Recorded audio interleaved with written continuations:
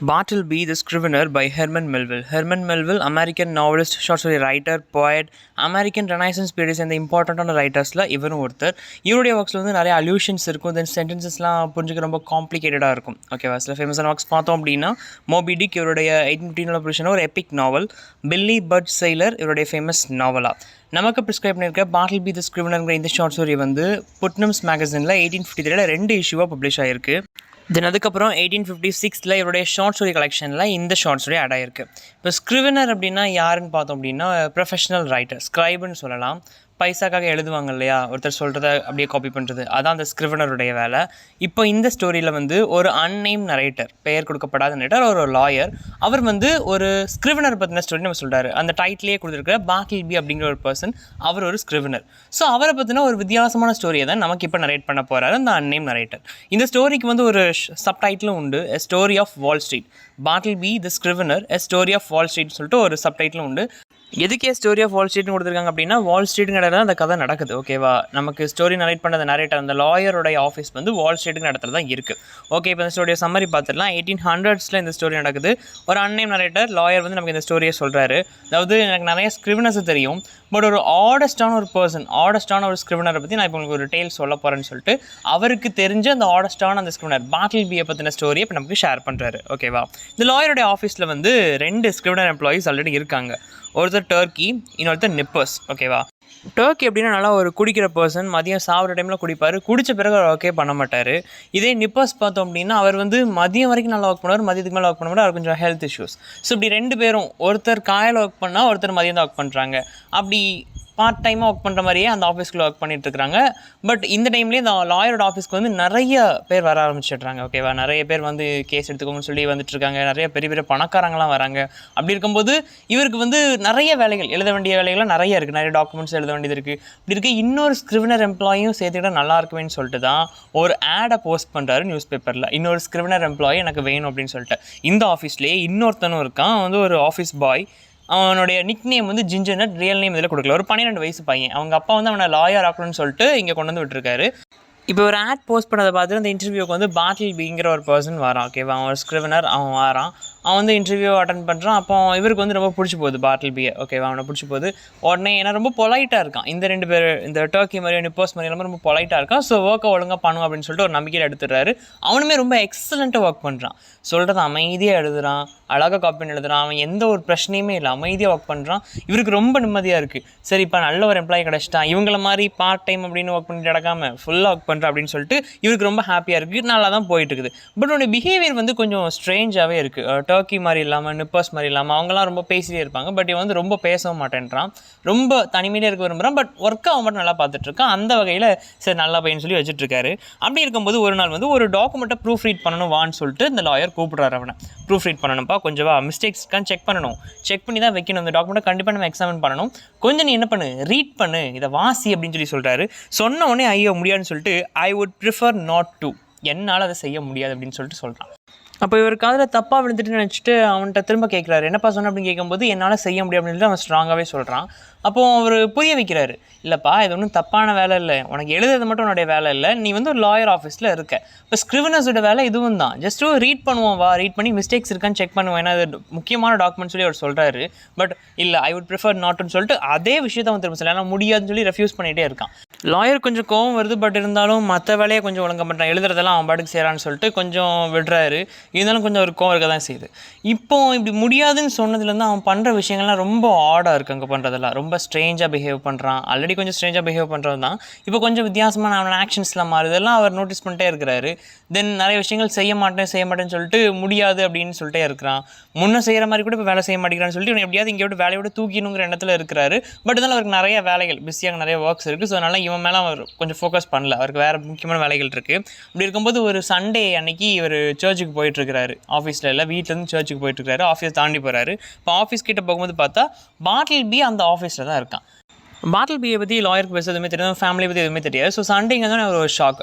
ஏன் வீட்டுக்கு போகாமல் இங்கே இருக்கான், அப்படி உனக்கு ஃபேமிலி எதுவும் இல்லைன்னு சொல்லிட்டு இவனுக்கு என்ன பிரச்சனை இருக்குது. ஏன்னா இப்போ கொஞ்சம் ஆட்டோ பிஹேவ் பண்ணுறான் இல்லையா, எழுத மாட்டேன்னு சொல்லி வாசிக்க மாட்டேன்னு சொல்லி சொல்கிறது இப்படிலாம் பண்ணது அவர் கொஞ்சம் காண்டாக தான் இருந்துச்சு. பட் இருந்தாலும் மற்ற வேலையில் பிஸியாக இருந்தாலும் அவர் அவனை கண்டுக்கல, வெளியே அனுப்பலை, வேலையை விட்டு அனுப்பலான்னு சொல்லி அந்த முடிவுக்கு வரல. ஸோ இப்போ யோசிக்கிறாரு, ஏன்னா சண்டே கூட போகாமல் இங்கே இருக்கான், மட்டும் இல்லாமல் மற்ற ஆடான விஷயங்கள்லாம் யோசிச்சு பார்க்குறாரு. அவன் வந்து சாப்பாடு பெருசாக சாப்பிட மாட்டான், ஸ்நாக்ஸ் மட்டும் தான் சாப்பிடுவான். தென் வாலையே பார்த்துட்டு இருப்பான் உட்காந்து. இப்போ சில வேலைகளையும் முடியாது அப்படின்னு சொல்லி இக்னோர் பண்ணுறான். ஏன் இப்படி பண்ணுறான்னு சொல்லிட்டு இவனுக்கு ஏதோ பிரச்சனை இருக்குது, இவனுக்கு ஏதோ பாஸ்ட்ல எனக்கு ஒரு ப்ராப்ளம் நடந்திருக்கு, ஸோ அதனால தான் இப்படி இருக்கான். அப்போ என்னன்னு தெரிஞ்சுக்கணும்னு சொல்லிட்டு ஒரு இடத்துக்கு வராரு லாயர். இப்படியே கொஞ்ச நாள் போகுது. பாட்டில் பியோடைய அந்த இக்னரன்ஸ் கூட்டிகிட்டே தான் போகுது. நிறைய விஷயங்கள் முடியாதுன்னு சொல்லிட்டே இருக்கிறான். அப்படி இருக்கும்போது ஒரு நாள் பாட்டில் பி சொல்லிடுறான், என்னால் எழுத முடியாது அப்படின்னு சொல்லிடுறான். உடனே லாயருக்கு வந்து அவனை பார்த்து கொஞ்சம் பாவமாகவும் இருக்குது. ஏன்னா ரொம்ப அவனுடைய லைஃப் ரொம்ப சியர்லெஸ்ஸாக இருக்குது, உயிர் இல்லாதமே வாழ்ந்துட்டுருக்கான், ஏன் இப்படி இருக்கான் இந்த வயசுன்னு சொல்லிட்டு ஒரு பாவமாக அவருக்கு இருக்குது. அதனால் என்ன பண்ணுறாரு, சரிப்பா அப்படின்னு சொல்லிட்டு நீ இவ்வளோ நாள் வேலை பார்த்துக்கு ஒரு $20 தரேன்னு சொல்லி இந்த பைசா அந்த டேபிளில் வைக்கிறத வச்சுட்டு இதை எடுத்துகிட்டு போயிடு, எனக்கு ஒன்றும் பிரச்சனை இல்லை, நீ இந்த ஆஃபீஸில் இருக்க வேணாம், உன் விருப்பப்படி செய்யன்னு சொல்லி அவர் சொல்லிடுறாரு. சொல்லிட்டு வீக்கெண்ட் ஆஃபீஸ் இல்லை, வீட்டுக்கு போயிட்டு வீக்கெண்டு முடிஞ்சு வீக் டேயில் வராரு, மண்டே வராரு. வந்து பார்த்தா ஆஃபீஸில் அப்படியே அவன் உட்காந்துட்ருக்கிறான், அந்த பைசாவை அவன் எடுக்கவே இல்லை. அப்போ இவருக்கு வந்து அவனை திட்டி வெளியே அடித்து அனுப்புறதுக்கு ஒரு மனசு வர மாட்டேன்னுது. ஆனால் அவன் ஏன் வெளியே போக மாட்டேன்றான், அதான் செய்ய மாட்டேன்னு சொல்லிட்டான்ல, நீ பண்ணுறது தப்புப்பா, வெளியே போ, நீ இங்கே இருக்கக்கூடாது, நீ வேணான்ட்ட, நான் பைசா கொடுத்துட்டேன், கிளம்பு அப்படின்னு சொல்லி சொல்லிட்டாரு. பட் அவன் கேட்குற மாதிரிலாம் அவன் அசையாமல் அப்படியே தான் இருக்கிறான். அவனை ஃபோர்ஸ் பண்ணி வெளியே அனுப்பவும் லாயருக்கு மனசு வர மாட்டேன். அவன் பாட்டுக்கு ஒரு மூலையில் போய் உட்காந்துக்கிறான். அவர் என்ன முடிவு பண்ணுறது அப்படின்னா, சரி இருந்துட்டு போகிறான், ஒரு ஓரமாக இருந்துட்டு போகிறான். அவருக்கு கொஞ்சம் பாம்போல் இருக்கு அவனை பார்த்தா. ஸோ அதனால் அவன் பாட்டுக்கு ஒரு ஓரமாக இருந்துட்டு போன்னு சொல்லி விட்டுறாரு. பட்டு நாளடைவில் நிறைய பேர் ஆஃபீஸ்க்கு வருவாங்க, கிளையண்ட்ஸ் நிறைய பேர் வருவாங்க. வந்து என்ன பண்ணுவாங்க, அங்கே இருக்கிற ஆஃபீஸ் பாய் யாரும் இல்லைன்னா டப்புன்னு பாட்டில் பி தான் இருப்பான். தம்பி இதை போய் வாங்கிட்டு வாப்பா, கொஞ்சம் இதை எடுத்தாப்பா அப்படின்னு சொல்லுவாங்க. பட் அவன் அவங்க சொல்கிறதெல்லாம் கேட்கவே மாட்டான். அவன் பாட்டுக்கு பேய் பிடிச்ச மாதிரி ஒரு ஓரமாக உட்காந்துட்டே இருப்பான். இப்படி இருக்கிறது அந்த வர கிளைண்ட்ஸுக்கு, அவரோட ஆஃபீஸ்க்கு வர கிளைண்ட்ஸ்க்கு சுத்தமாக பிடிக்கவே இல்லை. அவங்க வந்து டப்புன்னு ஒரு ஒர்க் கொடுப்பாங்க, அப்படி இல்லைனா எதுவும் கூப்பிட்டு பேச பார்ப்பாங்க. பட் அவன் பாட்டுக்கு பேய் பிடிச்ச மாதிரி இருந்தோடனே சிலருக்கு அவனை பிடிக்கிறதே இல்லை. அப்போ அவனை பற்றி குறையாவே சொல்கிறாங்க லாயர்கிட்ட. அப்போது லாயர் யோசிக்கிறாரு, இவனை வச்சுட்ருக்கிறது நம்ம பிஸ்னஸ்க்குமே ஒரு டேஞ்சர் தான், வர்றவங்கலாம் அப்படி இப்படின்னு சொல்லிட்டு கெட்டதாக சொல்லிகிட்டு இருக்காங்க. அப்போது இவனை வச்சுருந்தா வர்றவங்களும் கிளைண்ட்ஸும் வரமாட்டாங்கன்னு சொல்லிட்டு இவனை அனுப்புறதான் நல்லன்னு சொல்லிட்டு அவன்கிட்டயே சொல்கிறாரு, இல்லைப்பா நீ போயிடு, உன்னை சும்மா வச்சிருக்கலான்னு பார்த்தா ஆனால் எனக்கு சரிப்பட்டு வரமாட்டேங்குது, நீ போயிடுன்னு சொல்லி சொல்கிறாரு. பட் அவன் முடியவே முடியாதுங்கிற மாதிரி அப்படியே தான் இருக்கான். அப்போ அவர் பார்க்குறாரு, சரி நீ போக வேணா, நான் ஆஃபீஸை காலி பண்ணுறேன்னு சொல்லிட்டு அங்கேருந்து வேறு இடத்துக்கு ஷிஃப்ட் பண்ணி போயிட்டாரு. பட் அவன் அங்கேருந்து போகவே இல்லை.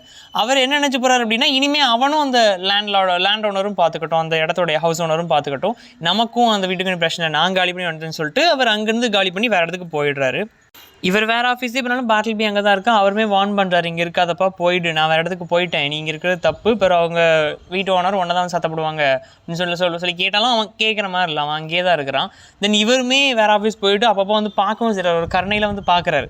பார்த்துட்டு அவன்கிட்ட சொல்லவும் செய்கிறாரு, நான் உனக்கு வேறு ஒரு வேலை வாங்கி தரேன், அப்படிலாம் நான் உனக்கு ஃபண்ட் பண்ணி உன்னை நான் பார்க்க படிக்க வைக்கிறேன், அப்படிலாம் என் வீட்டில் வந்து நீ ஸ்டே பண்ணிக்கோ, ஒன்றும் பிரச்சனை இல்லை, இங்கேருந்து போயிடு, இங்கேருந்து வெளியே வந்துரு பேசாமல், நான் உன்னை பார்த்துக்கின்னு சொல்லி எவ்வளவோ ரொம்ப கருணையோடு பேசுகிறாரு. பட் அவன் முடியவே முடியாது, நான் இங்கேருந்து வரமாட்டேன் அப்படின்னு ரொம்ப ஃபேமாக இருக்கான் அதில்.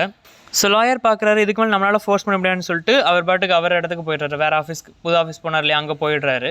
தென் கொஞ்ச நாள் கழிச்சு ஒரு விஷயம் தெரியுது, என்ன அப்படின்னா பாட்டில் பியை போலீஸ் அரெஸ்ட் பண்ணிட்டாங்க அப்படின்னு. ஏன்னா அவன் இருக்கிறது வேறு ஒரு ஆள் வீட்டில் இல்லையா, ஏன்னா அவர் காலி பண்ணி போயிட்டாரு. போன பிறகு அவன் நான் போகணும்னு சொல்லி அடம் பிடிச்சிட்டு இருக்கான். ஸோ போலீஸ் ஒன்று அரெஸ்ட் பண்ணிட்டு போயிட்டாங்க அப்படின்னு. ஸோ ப்ரிசனில் பிடிச்சி போட்டாங்கன்னு சொல்லி தெரிஞ்சது விஷயம். ஒரு கருணை இதில் அவருக்கு தான் ரொம்ப கருணையாக இருக்கார் லாயர். ஸோ அதனால் அவனை பார்த்தே ஆகணும்னு சொல்லிட்டு ப்ரிசனுக்கு போகிறாரு. போய் பார்க்குறாரு. பட் அங்கேயுமே ரொம்ப ஒழுங்காலாம் அவன் பேச மாட்டேன்றான். அப்போவுமே நிறைய சொல்கிறாரு, நீ வெளியே வந்து எடுத்துற, எனக்கு ஒன்றும் பிரச்சனை இல்லை அப்படின்னா, இல்லை நான் இங்கே இருந்துன்னு சொல்லி சொல்கிறான். உடனே அவனோட இன்மேட், பக்கத்தில் இருக்கிற இன்மேட்கிட்டலாம் சொல்லி கொஞ்சம் நல்லா பார்த்துக்கணும்னு சொல்லிட்டு அங்கே ஜெயிலில் சாப்பாடு போடுவாங்க இல்லையா, அவங்ககிட்ட கொஞ்சம் பைசா கொடுத்து இந்த பையன் கொஞ்சம் நல்லா சாப்பாடு போடுங்க, ஏன்னா வெளியே ரொம்ப சாப்பிட மாட்டான், ஸ்நாக்ஸ் மட்டும் தான் சாப்பிடுவான், தென் அப்படியே மந்தம் முடிச்ச மாதிரி தான் அலைஞ்சிட்டு இருப்பான், கொஞ்சம் சாப்பிட்டு வச்சு அவனை பார்த்துக்கோங்க அப்படின்னு சொல்லி சொன்னதும் நான் பார்த்துக்கணும்னு சொல்லிடுறாரு. இவர் கொஞ்சம் பைசாவும் கொடுத்துட்டு வந்துட்டார் அந்த பர்சன்ட்டை. பட் இவன் இருந்தாலும் அங்கே கொடுக்குற சாப்பாடை சாப்பிடாம அமைதியாக தரையிலேயே படுத்துருக்கிறான். எதையுமே அங்கே கொடுக்குற சாப்பாடு சாப்பிட்றதில்ல, யார்ட்டையும் பேசுறதில்லை. அப்படி இங்கே எப்படி இருந்தாலும் அது மாதிரி மந்தம் முடிச்ச மாதிரி தான் ஜெயிலுக்குள்ளேயுமே போயிருக்கிறான். தென் கொஞ்ச நாள் கழிச்சு லாயர் திரும்பவுமே ஒரு கருணை அடிப்படையில் அவனை பார்க்க போகிறாரு. பார்க்க போனால் அவன் இறந்துட்டாங்கிற விஷயம் தெரியுது. பசியிலே இறந்துருக்கிறான். அந்த பிரிசன் யாரில் இருக்கிற மரத்துக்கு கீழே மயக்கம் போட்டு விழுந்திருக்கிறான். அந்த பசியிலே இறந்தும் போயிட்டான். சாப்பிடாம அவனுக்கு ஒரு தண்டனை கொடுத்த மாதிரி அவன் இறந்துட்டான். தென் இதோட அந்த நரேஷனை கட் பண்ணுறாரு அந்த லாயர். அதுக்கப்புறம் அவர் காதலப்பட்ட ஒரு ரூமரை சொல்லி இந்த ஸ்டோரி எண்ட் பண்ணுறாரு. என்ன ரூமர் அப்படின்னா, இந்த பார்ட்லபி வந்து இவரோட ஸ்கிரிவனராக ஜாயின் பண்ணுறதுக்கு முன்னாடி ஒரு டெட் லெட்டர் ஆஃபீஸில் ஒர்க் பண்ணியிருக்கான் அப்படின்னு சொல்லிட்டு ஒரு விஷயம் சொல்கிறாரு.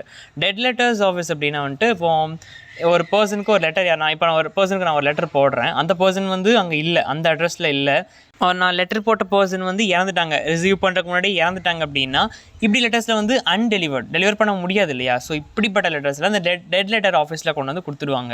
அங்கே வந்து அது டெலிவர் ஆகாமல் போன லெட்டர்ஸ் அப்படியே இருக்கும், அவங்களுக்கு அந்த விஷயம் போய் சேர்ந்துருக்காது, சம்திங் ஏதோ ஒரு விஷயத்தினால அவங்களுக்கு போய் இந்த விஷயம் சேர்ந்துருக்காது, அப்படிப்பட்ட லெட்டர்ஸ் அந்த ஆஃபீஸில் இருக்கும்.